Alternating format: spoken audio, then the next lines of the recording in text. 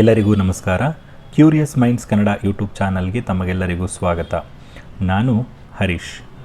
ಈ ವಿಡಿಯೋದಲ್ಲಿ ನಾವು 7ನೇ ತರಗತಿಯ ಸಮಾಜ ವಿಜ್ಞಾನದ ಭಾರತ ಮತ್ತು ನೆರೆ ದೇಶಗಳು ಅನ್ನೋ ಪಾಠದ ಅಭ್ಯಾಸ ಪ್ರಶ್ನೋತ್ತರಗಳನ್ನು ನೋಡ್ತಾ ಹೋಗೋಣ. ಮೊದಲನೆಯದಾಗಿ, ಖಾಲಿ ಬಿಟ್ಟ ಸ್ಥಳಗಳನ್ನು ಸೂಕ್ತ ಪದದಿಂದ ಭರ್ತಿ ಮಾಡಿ. ಪ್ರಶ್ನೆಗಳನ್ನು ನೋಡ್ತಾ ಹೋಗೋಣ. ಮೊದಲನೆಯ ಪ್ರಶ್ನೆ, ಕಾರ್ಗಿಲ್ ಯುದ್ಧ ನಡೆದ ವರ್ಷ ಡ್ಯಾಶ್. ಇದಕ್ಕೆ ಉತ್ತರ 1999. ಎರಡನೆಯ ಪ್ರಶ್ನೆ, ಟಿಬೆಟ್ಟಿನ ಧರ್ಮಗುರು ಡ್ಯಾಶ್. ಸರಿಯಾದ ಉತ್ತರ ದಲಾಯಿ ಲಾಮಾ. ಮೂರನೆಯ ಪ್ರಶ್ನೆ, ಅವಾಮಿ ಲೀಗ್ ವಿಮೋಚನಾ ಚಳುವಳಿಯ ನೇತೃತ್ವ ವಹಿಸಿದವರು ಡ್ಯಾಶ್. ಉತ್ತರ ಶೇಖ್ ಮುಜಿಬುರ್ ರೆಹಮಾನ್.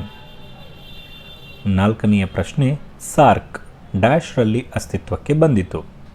ಉತ್ತರ 1985ರಲ್ಲಿ ಅಸ್ತಿತ್ವಕ್ಕೆ ಬಂದಿತು. ಐದನೆಯ ಪ್ರಶ್ನೆ, ಚಿತ್ತಗಾಂಗ್ ಪರ್ವತ ಪ್ರದೇಶದಿಂದ ಭಾರತಕ್ಕೆ ವಲಸೆ ಬಂದ ನಿರಾಶ್ರಿತರು ಡ್ಯಾಶ್. ಉತ್ತರ ಚಕ್ಮಾ. ಈಗ ಎರಡನೇ ಮೇನ್, 2 ಅಥವಾ 3 ವಾಕ್ಯಗಳಲ್ಲಿ ಉತ್ತರಿಸಿ. ಮೊದಲನೆಯ ಪ್ರಶ್ನೆ, ಭಾರತದ ನೆರೆ ದೇಶಗಳಾವುವು? ಉತ್ತರ ಚೀನಾ, ನೇಪಾಳ, ಭೂತಾನ್, ಬಾಂಗ್ಲಾದೇಶ, ಮಯನ್ಮಾರ್, ಪಾಕಿಸ್ತಾನ, ಶ್ರೀಲಂಕಾ ಭಾರತದ ನೆರೆ ದೇಶಗಳಾಗಿವೆ. ಎರಡನೆಯ ಪ್ರಶ್ನೆ, ಭಾರತ ಮತ್ತು ಪಾಕಿಸ್ತಾನಗಳ ನಡುವಿನ ಸೌಹಾರ್ದಕ್ಕೆ ಅಡ್ಡಿ ಬರುವ ಅಂಶಗಳನ್ನು ಪಟ್ಟಿ ಮಾಡಿರಿ.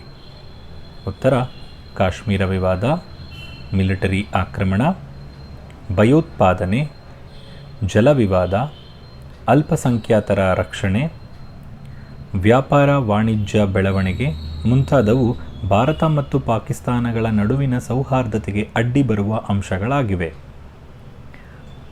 ಮೂರನೆಯ ಪ್ರಶ್ನೆ, ಚೀನಾ ಮತ್ತು ಭಾರತದ ನಡುವಿನ ಸಂಘರ್ಷಕ್ಕೆ ಮುಖ್ಯ ಕಾರಣಗಳಾವುವು? ಉತ್ತರ ಭಾರತ ಮತ್ತು ಚೀನಾದ ನಡುವಿನ ಗಡಿರೇಖೆ ವಿವಾದ, ಟಿಬೆಟ್ ಮತ್ತು ಅರುಣಾಚಲ ಪ್ರದೇಶಕ್ಕೆ ಸಂಬಂಧಿಸಿದ ವಿಚಾರಗಳು, ಚೀನಾ ಟಿಬೆಟ್ನಲ್ಲಿ ಕೈಗೊಂಡ ಸಶಸ್ತ್ರ ಕಾರ್ಯಾಚರಣೆ, ಟಿಬೆಟ್ಟಿಯನ್ನರಿಗೆ ಭಾರತವು ಪುನರ್ವಸತಿ ಕಲ್ಪಿಸಿದ್ದು, ಚೀನಾದ 1962ರ ಲಡಾಖ್ನ ಮೇಲಿನ ಆಕ್ರಮಣ ಹಾಗೂ ಚೀನಿಯರ ಪಾಕಿಸ್ತಾನದ ಪರನೀತಿ ಮುಂತಾದವು ಭಾರತ ಮತ್ತು ಚೀನಾದ ನಡುವಿನ ಸಂಘರ್ಷಕ್ಕೆ ಮುಖ್ಯ ಕಾರಣಗಳಾಗಿವೆ. ನಾಲ್ಕನೇ ಪ್ರಶ್ನೆ, ಬಾಂಗ್ಲಾದೇಶ ಸ್ವಾತಂತ್ರ್ಯ ಪಡೆಯಲು ಭಾರತವು ವಹಿಸಿದ ಪಾತ್ರವನ್ನು ವಿಶ್ಲೇಷಿಸಿರಿ. ಉತ್ತರ ಪೂರ್ವ ಪಾಕಿಸ್ತಾನವು ಪ್ರತ್ಯೇಕ ರಾಷ್ಟ್ರವಾಗಿ ಹೊರಹೊಮ್ಮಲು ಹೋರಾಟ ನಡೆಸಿತು. ಪೂರ್ವ ಪಾಕಿಸ್ತಾನದಲ್ಲಿ ಮಾನವ ಹಕ್ಕುಗಳ ಉಲ್ಲಂಘನೆಯಾದ ಹಿನ್ನೆಲೆಯಲ್ಲಿ ಭಾರತದ ಮಿಲಿಟರಿ ಪ್ರವೇಶ ಮಾಡಿತು. 1971ರಲ್ಲಿ ನಡೆದ ಯುದ್ಧದಲ್ಲಿ ಪಶ್ಚಿಮ ಪಾಕಿಸ್ತಾನವು ಸೋಲುವುದರೊಂದಿಗೆ ಪೂರ್ವ ಪಾಕಿಸ್ತಾನವು ಬಾಂಗ್ಲಾದೇಶ ಎನ್ನುವ ಹೊಸ ರಾಷ್ಟ್ರವಾಗಿ ಉದಯಿಸಿತು. ಐದನೆಯ ಪ್ರಶ್ನೆ, 1962ರ ಚೀನಾ ಭಾರತ ಯುದ್ಧದ ಪರಿಣಾಮಗಳೇನು?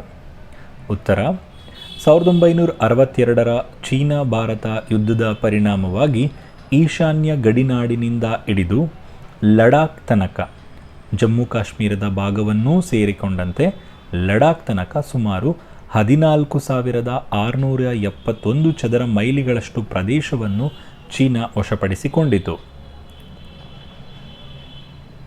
ಆರನೇ ಪ್ರಶ್ನೆ, ಸಾರ್ಕ್ ಸ್ಥಾಪನೆಯ ಉದ್ದೇಶಗಳಾವುವು?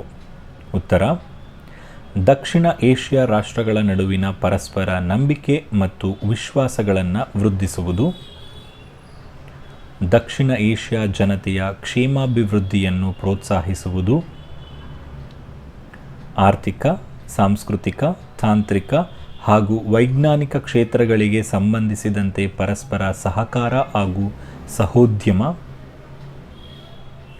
ಅಭಿವೃದ್ಧಿ ಹೊಂದಿದ ರಾಷ್ಟ್ರಗಳೊಡನೆ ಸಂಬಂಧವನ್ನು ಬಲಪಡಿಸುವುದು. ಇದಿಷ್ಟು ಈ ಪಾಠದ ಒಂದು ಅಭ್ಯಾಸ ಪ್ರಶ್ನೋತ್ತರಗಳಾಗಿತ್ತು. ವಿಡಿಯೋ ಇಷ್ಟ ಆಗಿದ್ದರೆ ಲೈಕ್ ಮಾಡಿ, ಶೇರ್ ಮಾಡಿ, ಹಾಗೆ ಇದೇ ರೀತಿಯ ವಿಡಿಯೋಗಳಿಗಾಗಿ ನಮ್ಮ ಚಾನಲನ್ನು ಸಬ್ಸ್ಕ್ರೈಬ್ ಮಾಡೋದನ್ನು ಮರಿಬೇಡಿ ಅಂತ ಹೇಳ್ತಾ ಥ್ಯಾಂಕ್ ಯು.